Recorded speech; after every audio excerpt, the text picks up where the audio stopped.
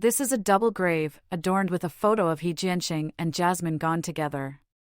Of course, Chase-Jin knew that Jasmine Gan's grave was empty because the body couldn't be pieced together. Looking at the photo of the two, a sour feeling of jealousy welled up in Chase-Chen's heart, and he muttered, "What's the use of being tall and handsome? In the end, you were still killed by someone and even dragged her down with you. Regretting now, aren't you?" He pursed his lips, touched his somewhat sparse hair, took out his wallet, and pulled out a 1-inch photo, covering He Jianqing's photo for comparison. He intended to insert it into the photo frame on the tombstone, replacing He Jianqing. Then, after thinking for a moment, he said, "Forget it, if I do this, you would definitely settle accounts with me. You just like this kind of pretty boy. He Jianqing, oh He Jianqing, you really married a fearless wife. She loved you deeply. Do you know how envious I am of you? If I had half of your luck, I would die content the next day." Then, he placed the photo beside the tombstone, covered it with a stone slab at random, sat down to one side, and continued, "You two are here as a couple, and my photo here won't mind being a third wheel, right? Even if you do mind, you can't object now anyway. But I won't take advantage of you for nothing. I'll do something for you. As a result, I lost my childhood friend Xander Su. He must think I've gone mad. You two, hearing me babble like this, do you think I've lost my mind too? Actually, I'm very lucid. What I'm doing is something Xander Su can't understand. But Jasmine Gan, since you dared to do this, you surely understand." After saying all this, Chase-Jin felt a wave of dizziness and nausea but forced himself to endure it, took out some medicine and swallowed it. After a few minutes, he regained his composure. "The words I'm saying now, you can't hear them, it's just me feeling a bit lonely, talking to the tombstone, and also to myself. Jasmine Gan, guess how I will deal with those people? You definitely can't guess. Just watch from the side, let me finish the first case to open your eyes. Of course, this time it's not just me acting alone, I've brought an unexpected helper. That friend is the main criminal, and I am content being a supporting role. Haha, but the police will definitely think I'm the main character. Actually, dealing with them is quite ironic, thinking about how they treated your son that day, and now how they desperately plead with me. I play with their emotions and make them nervous, truly dramatic. Alright, I have a lot of things to do today, let's stop here for now. I'll come to see you again when I have the chance." He stood up, patted his buttocks, tightened his abs, put his hands behind his back again, and left with a smile on his face, walking down the steps slowly. At the foot of the mountain, a man and a woman were walking up. The man was Xander Su, holding a bunch of white chrysanthemums, and the woman, young and beautiful, dressed in expensive clothes and carrying a designer bag, was clearly from a wealthy family. As they passed by each other, Xander Su glanced at Chase-Jin, then looked straight ahead as if Chase-Jin didn't exist. After they were far apart, the woman quietly asked, "What was that weird uncle staring at you for?" "Weird uncle?" Xander Su was startled, then laughed. "Did he look very old?" The woman said, "Of course." "How old do you think he is?" "What's there to see, 50 years old maybe." Xander Su coughed to suppress his laughter and said, "If this person is about the same age as me, I wonder if he would vomit blood upon hearing this." The woman curiously asked, "Do you know him?" Xander Su decisively shook his head and denied, "How could I? I don't know such a weirdo." "Oh," the woman was relieved, "you scared me. He kept looking at you, and hearing you say that, I thought you knew him." Xander Su said, "Let's go, after placing the flowers, we'll leave." The woman asked, "It's not any special day today, why did you come to the cemetery?" "I told you, to visit a friend's friend, today just happens to be her 7th death anniversary." "Which friend's friend?" "My childhood friend, now in the United States, a chemical engineering Ph.D. asked me to bring a bouquet of flowers." "Oh. Is it that gone woman from the He family you mentioned?" "Yes." The woman smacked her lips, "She can also be considered a heroine." It seems your friend must have liked her. She's been married for several years now, and now that she's dead, your friend still cares. I wonder if you would be so thoughtful towards me." Xander Sue laughed. "Why don't you also become a heroine and see if I would be so thoughtful?" "Go to hell." The woman pinched his face, and Xander Sue dodged laughing, but his gaze still glanced at the lonely figure at the foot of the mountain, feeling a touch of sadness, quickly shifting his gaze away, trying not to think about it.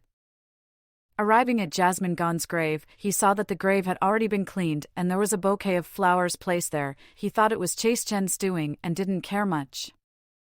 The woman waited boredly to one side. Xander Sue placed the flowers properly, cleaned up the weeds in front of the grave, and accidentally touched the stone slab. Seeing a photo underneath, he lifted the slab, took out the photo, and found it was Chase Chen. Standing there, he squinted his eyes slightly, snorted coldly in his heart, placing his own photo here. If someone saw it in the future, wouldn't that make him a direct suspect?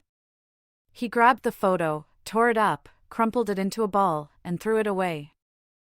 Xander Sue stood there silently for a while, then angrily picked up a sharp stone, scratched He Jinping's photo on the tombstone into shreds, exhaled, and turned to leave. The conference room was filled with detectives. The public security in Jean County was generally good, with few major criminal cases throughout the year. This time, a kidnapping case had occurred, and the kidnapper had started by cutting off the hostage's ear and boiling it, a cruel and egregious act, coupled with the kidnapper's brazen tone provoking the police, completely infuriating them. Greg Wan briefed everyone on the case, then said, "First, we need to figure out how many people are in the kidnapper group. So far, we've only been in contact with one person, but he always refers to himself as we. Now, it's unclear how many people are in this group and how many hideouts they have." An experienced detective analyzed. The kidnapper refers to himself as we, but I think it's just him alone, without any accomplices. Oh. Greg Wan looked at him curiously. "Why do you think so?" The kidnapper said he was the middleman of the kidnapping, and River wasn't by his side, but during the ear-cutting and boiling incident, he also said that it made him feel disgusted. If River wasn't by his side, but with other accomplices at another hideout, then how could he cut off River's ear, and why would he feel disgusted? This indicates that the so-called middleman is fake. River is right by his side, and his claim of we is just to make themselves seem more formidable, putting on airs. Another person objected, "Your analysis is wrong. I remember before the kidnapper first mentioned cutting off the ear, he said on the phone that they needed to discuss it. After hanging up, a few minutes later, he called back to ask if River's ear had a big black mole. This indicates that River indeed wasn't by the middleman's side. He first called the other kidnappers to confirm before saying so. As for the kidnapper saying he was disgusted, it wasn't about cutting off the ear, but about placing the ear on Wangjiang Road. River's ear was cut off by the kidnapper's accomplice at another location. Then the accomplice handed the ear to him, and he placed the ear in a box on Wangjiang Road. The experienced detective said, "But if River was in the hands of other accomplices, why would the accomplices cut off the ear, cook it, hand it to the middleman, and then have the middleman place it, instead of the accomplices directly placing it on Wangjiang Road?" The person said, "This shows that the kidnappers have a strict division of labor and cooperation. Other people are only responsible for controlling River, and all contact with the outside world is done by this middleman. Even if the middleman is caught, they still control the hostage and can negotiate with us, the police." Hearing his words, the experienced detective temporarily couldn't find a reason to refute, because all their current speculations were based on the conversations with this middleman. How much truth and how much falsehood were in this person's words, they couldn't determine. Greg Wang found their views somewhat reasonable. In the conversations with the kidnapper, he referred to himself as we and claimed to be the middleman, with River not by his side. But at least he had seen River's ear and placed it on Wangjiang Road. If the kidnappers really had such a meticulous division of labor and cooperation, it seemed the opponent was somewhat formidable and the case wouldn't be easy to solve. After some thought, Greg Wang said, "Currently, the only clues we have are the few conversations we've had with the kidnapper. Based on these alone, we can't fully determine how many people are in the kidnapper group. Let's consider the worst-case scenario, believing what the kidnapper said, that he is the middleman, with another group controlling River. Now, the most critical thing is to find the kidnapper's location. Whether it's this middleman or the other group controlling River, as long as we find one of them, we can capture this gang of criminals. Let's proceed step by step. Captain Lin, you first explain the situation of River's disappearance to everyone. Jack Lin stood up and arranged for a projector to display a map on the wall. Holding an antenna pole, he introduced, River disappeared after entering Anil Road, which is over 400 meters long. As you can see, the terrain of Anil Road is quite favorable for our police investigation. On one side of the road, there's a river channel, which is very deep, making it impossible for the kidnapper to enter or exit through it. On the other side, there are residential buildings and storefronts, totaling over 100 households, with a stretch of green space and a demolished section behind them. There are no partitions between the houses, nor are there any other small paths for ingress or egress. At both ends of Anil Road, there is a surveillance camera, meaning the entire Anil Road is a closed-off area. The kidnapper, having committed the crime, must have passed by the surveillance cameras.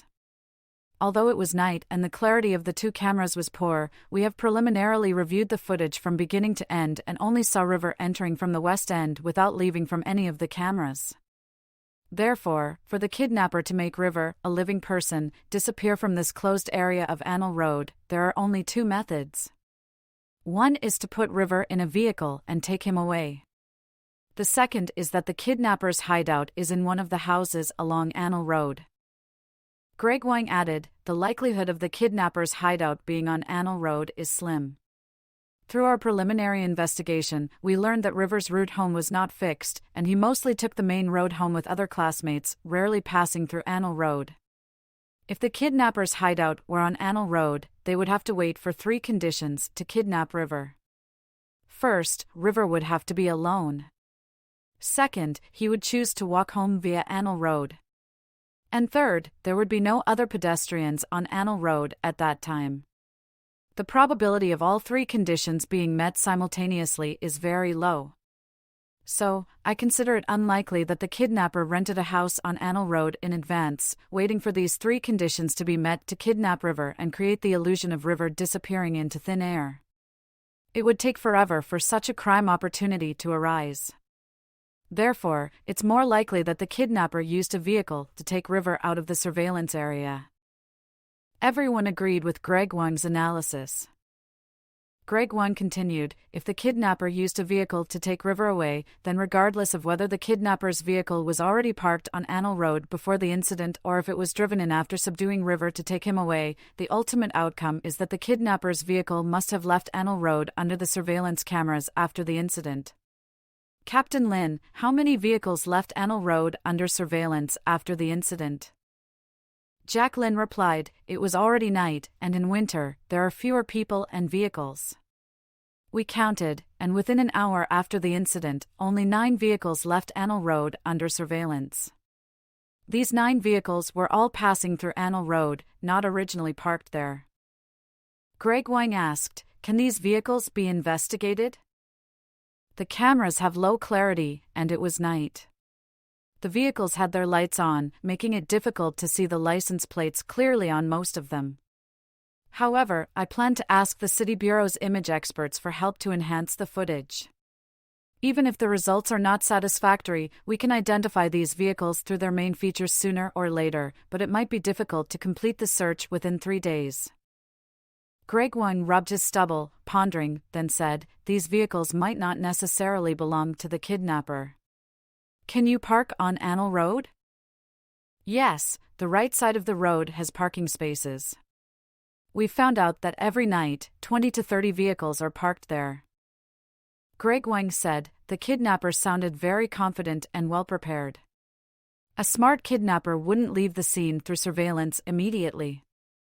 They would first control River inside the vehicle and wait until the next day to leave, which would make our investigation more difficult. Jacqueline said, I feel that this group of kidnappers are psychopaths and wouldn't be so smart and patient to wait until the next day. Greg Wine replied, not too harshly, don't rely on feelings to conduct an investigation. Although he didn't explicitly say it, the implication was clear. If it weren't for Jacqueline acting on his feelings and being too clever by half, River's ears wouldn't have been cut off and cooked. Greg Wang always thought Jacqueline was somewhat frivolous, not rigorous enough in his investigations, and not capable of achieving great things. Jacqueline pursed his lips and reluctantly said, that's basically the situation with River's disappearance. Boss, what should we do next? After thinking for a while, Greg Wang said, to identify the kidnapper before the ransom is paid, we only have a little over 2 days left. Next, we need to focus on 4 areas of work. First, arrange for plainclothes officers to visit the area near the school and inquire with River's close classmates to see if he had any unusual behavior recently. River usually went home with a group of people, and the fact that he was alone on the evening he was kidnapped indicates that the kidnapper had been scouting and tracking for many days to seize the opportunity. Perhaps some classmates noticed this person following him. Also, pay special attention to social acquaintances close to River, especially some adult thugs, to see if it's possible that a few thugs collaborated with the kidnapper on this case. If it's difficult to ask directly, just detain those thugs for a while until the case is clear, then release them. Second, for the over 100 households on Annell Road, arrange for plainclothes officers and local police to conduct door-to-door inquiries. Although the possibility of the kidnapper's hideout being on Annell Road is slim, we still need to complete this process work just in case. By the way, those doing this work should carry guns, because the kidnapper is very bold, and I'm afraid they might have some tricks. Third, visit the residents near Annell Road to see if anyone heard cries for help on the night of the incident or if there are eyewitnesses. Fourth, we must thoroughly investigate the vehicles. This is the most likely scenario for River being taken out of Annell Road under surveillance. Although this work cannot be completed in 2 or 3 days, we'll do as much as we can in hurry. Captain Lin, arrange these 4 tasks immediately, and in addition to our team, pull in a few experienced officers from the local police station to help. Jacqueline immediately agreed, no problem, boss. What about Lily Wang's family? Greg Wang said, someone is keeping an eye on that. As soon as the kidnapper calls again, it can be connected to me immediately. However, since the kidnapper has given us a 3-day ultimatum, if we can't solve the case within this period, it's not just a matter of police reputation. Once we reach the stage where we must pay the ransom, we will be in a very passive position. After the meeting, Greg Wang headed towards the forensic laboratory, with Jacqueline following quickly, saying, Boss, everything is arranged. We'll start investigating according to your 4 areas of work immediately. Greg Wang nodded, good. But seeing Jacqueline still standing there, seemingly hesitant to speak, he asked, is there anything else? Jacqueline hesitated and said, Boss, about River's ears, it was indeed my fault. Greg Wang patted his shoulder, consoling him, I just mentioned it casually during the meeting. You don't need to take it to heart. Every police officer makes mistakes. It's not scary to make mistakes, as long as you learn from them in time. Don't worry, I won't report this to the higher-ups. Even if they find out, I'll take the blame, and it won't fall on you.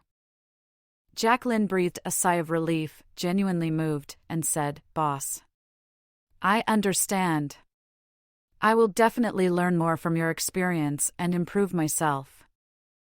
All right, no need for formalities. Go and work. I'll only be happy if the case is solved. After Jacqueline left, Greg Wang entered the forensic laboratory and called over Dr. Chen, saying, Dr. Chen, any findings on the ears and the cardboard box? Dr. Chen shook his head, no, we couldn't extract any fingerprints, DNA, or other valid physical evidence from them. Greg Wang pursed his lips and asked, what about the origin of the cardboard box? Ordinary cardboard, which can be easily obtained anywhere. Perhaps the kidnapper just picked it up from a trash bin downstairs. There's nothing special about it. Greg Wang pondered for a moment and said, "It seems the kidnapper is somewhat aware of anti-investigation techniques. But one thing I find strange is why the kidnapper would cut off River's ears and cook them. The kidnapper must be a psychopath with a tendency for torture, possibly even a paraphilic disorder." Paraphilic disorder? Greg Wang couldn't help but shiver, saying, "You mean the kidnapper has a habit of eating human flesh?" Dr. Chen couldn't be certain. "It's possible, but I can't confirm. Because cases where parts of a human body are cut off and cooked are rare. I checked the domestic cases from the past few years, and the perpetrators of such cases often have a paraphilic disorder and extremely abnormal psychology, so that's why I made such a guess." How long had the ears been cooked when they were brought here? After I received the ears, I examined them. They had been cooked no more than 10 hours earlier. Oh, so the kidnapper cooked the ears and immediately put them in a cardboard box and left them on Wangjiang Road?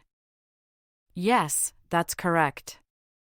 They were cut with a knife, not bitten off, right? Asking this question, Greg Wang himself felt a chill. But if it really was a paraphilic disorder killer, it's possible they might bite it off. Dr. Chen gave an awkward smile. "It was cut with a sharp object. The perpetrator isn't that twisted yet." Greg Wang breathed a sigh of relief, nodded, and after thinking for a while, he said, "I think your guess that the kidnapper has a taste for human flesh is different from what I was thinking." "What do you think, boss?" Greg Wang lit a cigarette and pondered. From the beginning of this case, the kidnapper has always claimed to be a middleman, never allowing the hostage to speak with us. Now that an ear has been cut off, I think, the focus is not on the ear being cut, but on it being cooked. What do you mean? If the ear was cooked, does that mean the blood coagulated, making it impossible for you to determine whether Jiang Xiaobing was alive or dead when his ear was cut off? Dr. Chen suddenly realized, that's right, unless he has been dead for a long time. Now it's winter, and bodies are preserved longer. If the ear was cut off from the body in the last few days and then cooked, since ears are soft tissue with little blood, it would be even harder for me to determine Jiang Xiaobing's current state of life or death. Greg Wang narrowed his eyes slightly and said, "The kidnapper claims to be a middleman, meaning Jiang Xiaobing isn't with him. In all the kidnapping cases I have encountered or heard of over the years, there has never been a middleman. He used this as an excuse not to let Lily Wang talk to Jiang Xiaobing. That's when I vaguely guessed that Jiang Xiaobing might have been killed. Also, the kidnapper cut off the ear because some of our team's fools didn't believe Jiang Xiaobing was kidnapped. If the kidnapper wanted to prove to Lily Wang that Jiang Xiaobing was indeed in their hands, just cutting off the ear would suffice. Why bother cooking it? Since we can't determine whether Jiang Xiaobing is dead or alive from the cooked ear, I now have even more reason to suspect that Jiang Xiaobing is already dead." Dr. Chen thought for a moment and said, "But if Jiang Xiaobing is already dead, it doesn't quite make sense." "Why?" "If Jiang Xiaobing is dead and the kidnapper still wants to extort money, they should complete the transaction as soon as possible. They must also realize that the longer the time drags on, the more likely we are to guess that Jiang Xiaobing has been killed, and thus we wouldn't proceed with the transaction. Yet, they gave us 3 days to solve the case before proceeding with the transaction. This doesn't seem logical." Greg Wang hummed deeply and said with a stern face, "This time the kidnapper is very arrogant. I feel they are not to be underestimated. This kidnapping case, from beginning to end, is different from any I've dealt with before, and it's full of doubts, making it difficult to handle." That night, Greg Wang still stayed at the county bureau waiting for news. Jacqueline rushed in and said, "Boss, the first task of checking Jiang Xiaobing's school situation is almost done.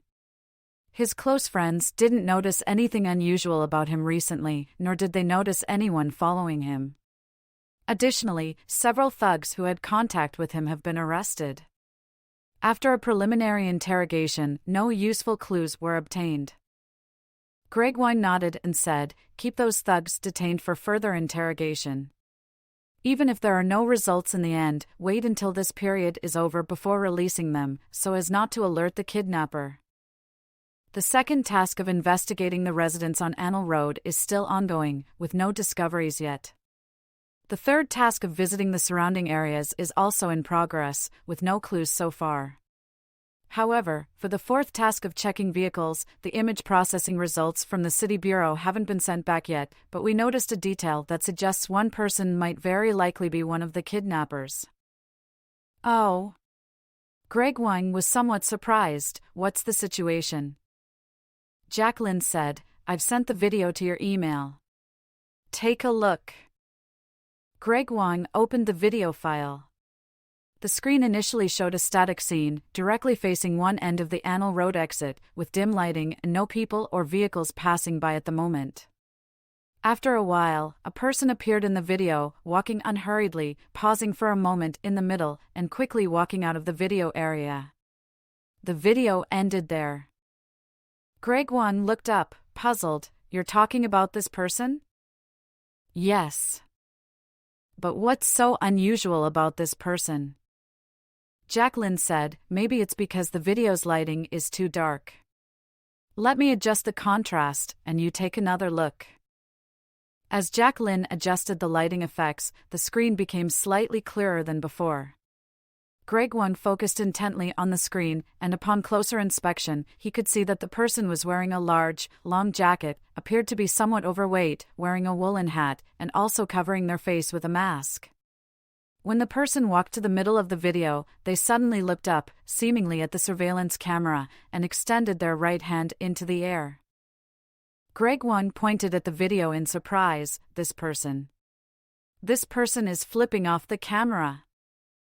Such arrogance. The world actually has such brazen criminals. Yes, it looks like he's flipping off the camera, so we suspect he's one of the kidnappers. However, he's wearing a hat and a mask, so even if the image is processed, we can't tell who this person is. Greg Wang pondered for a while and then asked, when did this person enter Anil Road before? After Jiang Xiaobing walked into Anil Road, it was less than half a minute before he also went in, and then about 8 minutes later, he walked out of Anil Road. 8 minutes. Greg Wang calculated in his mind, Anil Road is over 400 meters long, it would take an average person about 3 minutes to walk the entire length. This person stayed for a total of 8 minutes. Yes, he must be the kidnapper. However, he walked out of Anil Road alone, without taking Jiang Xiaobing with him. After that, this person never came back. Greg Wang nodded. This proves that there are at least 2 or more kidnappers. Since it wasn't him who took Jiang Xiaobing away, then it must have been an accomplice who used a vehicle to transport Jiang Xiaobing out. But Greg Wang couldn't understand why this person didn't leave with his accomplice, but instead walked so arrogantly and blatantly flipped off the camera. Wasn't this like writing "I am the kidnapper" on his own forehead? Why was he so confident, daring to provoke the police? But then again, wasn't this guy provoking the police for the first time?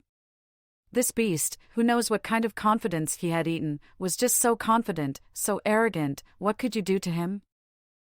Boss, how should we proceed with the investigation? Check the surrounding surveillance, track this guy's movements. Also, look around, maybe he took off his mask in another surveillance video. All right, I'll arrange it right away. And check the surveillance from the day after the incident as well, to see if there's anyone resembling this guy entering Anil Road again. Got it. By the way, the kidnapper hasn't called since this morning? Yes, we've monitored all of their phone cards and haven't received any signals.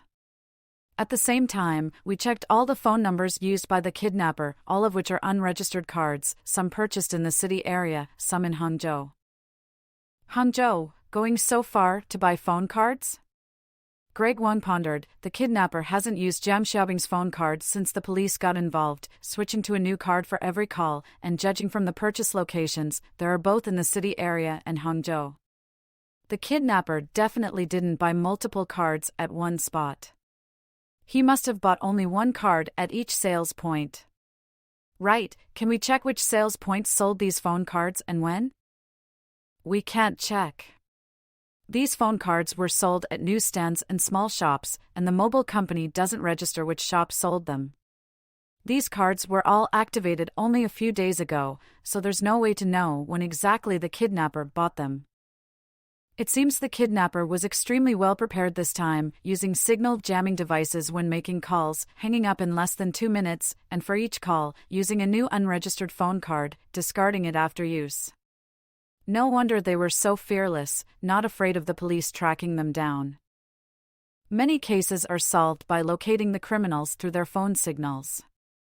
Most of these criminals have a low level of education and limited knowledge about mobile phones, still puzzled how the police found them even when the police showed up at their door.